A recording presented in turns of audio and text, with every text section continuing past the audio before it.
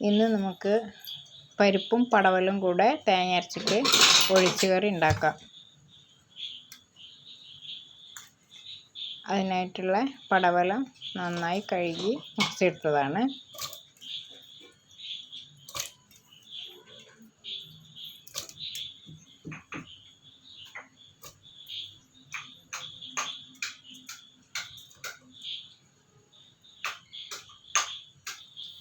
ഒരു സ്പൂൺ മുളക് പൊടി,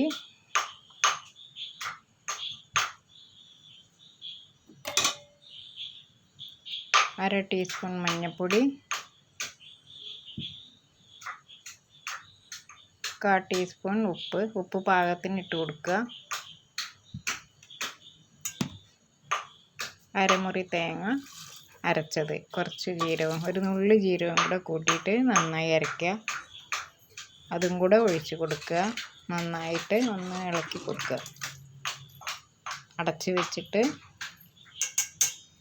വേവിച്ചെടുക്കണം.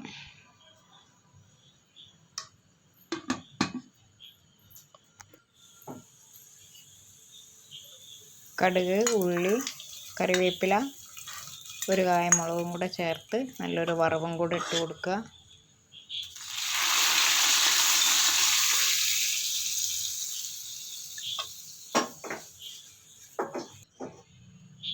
കറി റെഡിയായി. ഇതേപോലെ എല്ലാവരും ഒന്ന് ചെയ്ത് നോക്കുക, കഴിച്ച് നോക്കുക, ലൈക്ക് ചെയ്യുക.